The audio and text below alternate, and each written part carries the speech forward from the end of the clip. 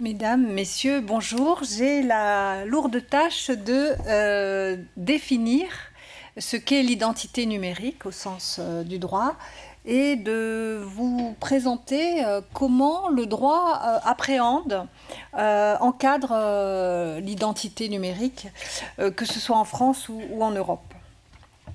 Je suis avocate au barreau de Paris, je conseille les entreprises dans le cadre de contentieux, mais le plus souvent pour éviter les contentieux, pour du conseil.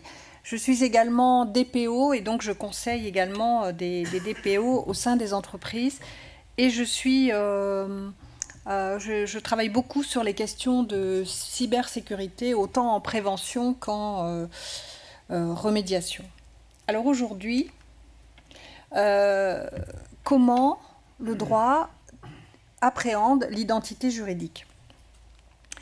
Donc nous allons voir quelle définition, est-ce qu'il existe une définition de l'identité numérique, est-ce qu'il en existe plusieurs, et quel est le cadre et quelle sera l'évolution de demain.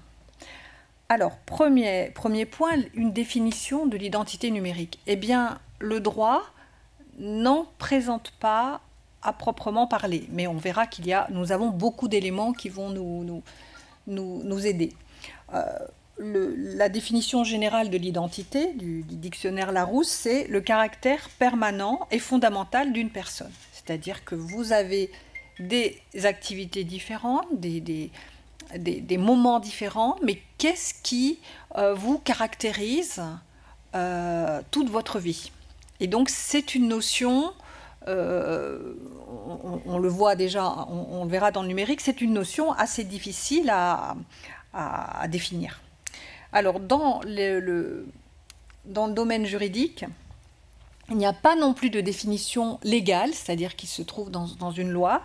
Dans le dictionnaire Dalloz qui définit les termes juridiques, c'est défini comme l'ensemble des composantes, avec un S, grâce auxquelles il est établi qu'une personne est bien celle qui se dit ou celle que l'on présume telle. Donc tous les éléments qui vont nous permettre de s'assurer qu'il s'agit bien de cette personne, soit qu'elle le déclare, c'est comme dans le numérique, soit que l'on veuille vérifier, identifier cette personne. Alors, donc, face à cette frustration, on a quand même des éléments très forts pour qualifier ce qu'est une personne sur le plan numérique. Il y a trois éléments fondamentaux. D'une part, la protection des données personnelles. Ensuite, une protection très ancienne par le secret, j'aurais envie de dire les secrets, et puis des protections par le code pénal. Un grand nombre de protections qui vont compléter les dispositifs et qui, en creux, je dirais, depuis fort longtemps aussi, les textes vont protéger l'identité des personnes. Alors, je reviens sur ce premier élément, la protection des données personnelles. Ce n'est pas dans le RGPD ainsi que les choses sont présentées. Le RGPD a pour objet de protéger les données qui permettent d'identifier directement ou indirectement les personnes. Mais, entre les lignes, c'est bien l'objectif, c'est-à-dire protéger les personnes, les données qui les concernent et, je dirais, protéger leur vie privée. Donc je n'approfondirai pas ce sujet, même s'il me passionne bien sûr, parce que l'un des prochains intervenants, M. Bruer, va se focaliser en particulier sur le rôle de la protection des données personnelles au sein des dispositifs d'identité. Moi, je ferai juste une petite remarque sur la biométrie. La biométrie est un des moyens d'identifier les personnes, puisque l'on a des éléments liés à leur identité physique, physiologique, et en fait et qui ont trait à leur unicité de personne. Et donc c'est un des moyens, il y a voilà, tout un panel comme ça a été expliqué précédemment, et c'est très intéressant puisque là on a voilà, on peut se baser sur cette unicité des empreintes digitales, de l'iris, etc. Cependant, c'est assez paradoxal en matière de données personnelles, puisque ce moyen, s'il est très puissant, en même temps, va toucher à l'intimité des personnes, puisque je veux dire, autant ils peuvent changer leurs habitudes de consommation, autant les empreintes digitales sont quasiment indélébiles. Et donc, ce sont des données qui ont été qualifiées par les régulateurs, le RGPD, et puis depuis longtemps, comme des données sensibles ou des données à caractère particulier. C'est-à-dire que la biométrie est un moyen d'identification, d'authentification, mais qui lui-même est un moyen qui doit faire l'objet d'un encadrement particulier avec une sécurité renforcée parce que il va traiter et conserver des données qui, elles, peuvent être extrêmement sensibles et dont la violation, sous quelque forme que ce soit, pourrait porter une grave atteinte aux individus. Donc je fais juste cette petite parenthèse pour dire que voilà, le RGPD nous permet de connaître cet environnement et va aussi apporter une attention très particulière à la protection des moyens d'identification. Alors, deuxième sujet, la protection par le secret. J'ai envie de dire les secrets.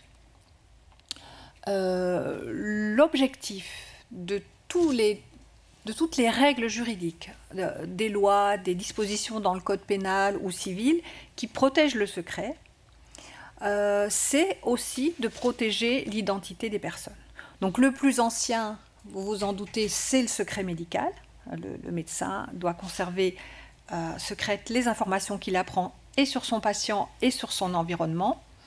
Ce secret historique a été intégré dans le code pénal et étendu à tout l'environnement, pas seulement le médecin, mais tout l'environnement hospitalier, des centres de santé, tous les professionnels. C'est le plus ancien secret professionnel, c'est-à-dire qu'il s'adresse à une profession pour protéger l'identité de l'individu. Là, en droit, on parle beaucoup de l'identité de l'individu, mais on verra qu'il y a aussi d'autres formes d'identité. Donc, le secret médical est le plus ancien, le secret bancaire, le secret professionnel pour les autres professions, notaires, avocats, et aujourd'hui, dans le code pénal, ce secret est étendu à tous les professionnels du conseil, ce qui était beaucoup plus limitatif auparavant, à partir du moment où ils obtiennent des informations sur les personnes, encore une fois, dans l'intérêt de protéger leur identité. Donc, bancaire, etc.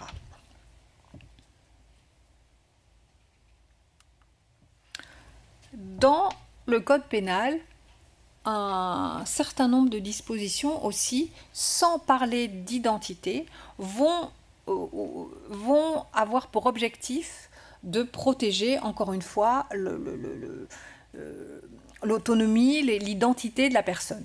Le délit le plus utile en matière numérique, c'est l'usurpation d'identité. C'est-à-dire voilà, qui historiquement se faire passer pour un tiers en dérobant des attributs, des pièces d'identité, etc. Ce qui est devenu beaucoup plus développé malheureusement dans le monde numérique. Donc le code pénal, c'est le code, je dirais, le mieux rédigé parce que en fait, la qualification des délits peut entraîner des sanctions et donc on parle de principe démocratique et d'atteinte à la liberté, donc très souvent un très grand souci de précision et des délits autres. Bon, je parle de l'usurpation d'identité, mais la fraude informatique et le vol de données qui a été reconnu assez récemment. De nombreux délits vont aussi avoir indirectement l'objectif de protéger l'identité, mais on est c'est uniquement en cas d'incident, en cas de violation. Alors les questions actuelles pour le droit, quelles sont-elles? Bon, l'usage des nouvelles technologies a pour objectif d'assurer la sécurité des personnes, mais au même titre que je prenais l'exemple de la biométrie, est-ce que ces usages très utiles pour renforcer la cybersécurité ne peuvent pas aussi être détournés et porter atteinte à l'identité des personnes? Donc la biométrie, l'intelligence artificielle, qui elle aussi peut être une solution extraordinaire dans le domaine de la santé, de la cybersécurité, de l'éducation, etc. Elle apporte un tel progrès, mais en même temps une telle complexité, que l'on peut se demander si son déroulement, son fonctionnement, ses résultats sont licites et respectent une certaine éthique. Alors, donc au jour d'aujourd'hui, on a une protection en creux, mais qui est quand même extrêmement présente. Mais il y a aussi une volonté d'aller plus loin et d'unifier les pratiques. Alors, je vous ai dit que je vous parlerai de l'Europe. Avant de parler de l'Europe, il faut présenter les travaux qui ont été les premiers, qui ont été faits au niveau de l'ONU et de la Commission des Nations Unies pour le commerce international, qui a réfléchi depuis 1985 à la valeur juridique des échanges électroniques, à la signature électronique, etc. Et aujourd'hui à l'identité dans le domaine du cloud. La France a été très tôt engagée dans ces travaux. Comme d'autres travaux, puisque en fait l'objectif de la CNUTSI, c'est vraiment tout le commerce international, donc également les règlements par arbitrage entre les sociétés financières et les États, donc la France est aussi très engagée, et des travaux visent à aplanir les difficultés de développement de l'identification numérique à travers le monde. Je vous ai parlé très brièvement de panorama français, mais chaque État au sein de l'Europe et au sein du monde repose sur des systèmes juridiques différents, et l'uniformisation, qui est l'objectif de la CNUTSI, est une lourde tâche. Alors, plus près de nous, que fait l'Europe sur l'identité numérique? Déjà, vous connaissez le règlement eIDAS qui a unifié, parce que c'est la force de l'Europe, qui a unifié la réglementation en matière de signature électronique et d'identification. Donc en proposant un système unifié et en posant des exigences techniques, puisque je vous parle d'identité, mais pour qu'elle soit inscrite dans le monde numérique, il faut des exigences techniques, et qui a fixé différents niveaux d'identification, de reconnaissance, 3 niveaux, et ça c'était la plus grande avancée de l'Europe. Aujourd'hui, elle a d'autres ambitions. C'est une carte d'identité, Digital Identity, pour tous les Européens. Alors, la moitié des pays européens environ ont déjà développé, je dirais, à des stades différents, comme par exemple le Portugal ou la Belgique, pays au sein desquels il y a un document électronique unique, ou en tout cas très élargi, une carte d'identité qui peut servir à d'autres applications dans les transports, etc. Et donc l'objectif, en quelques mots, de ce règlement, donc ça sera comme le RGPD, un texte très fort, très inscrit, qui sera décliné dans les pays, c'est d'encourager les États à harmoniser, encore une fois, les documents qui vont permettre d'assurer la reconnaissance de l'identité d'une personne physique, mais pas seulement, aussi des entreprises, dans les services publics et privés. ce qui ne se substituera pas aux méthodes d'identification, carte d'identité classique ou numérique au sein des États. Donc ça, c'est une grande ambition. Où ils en sont?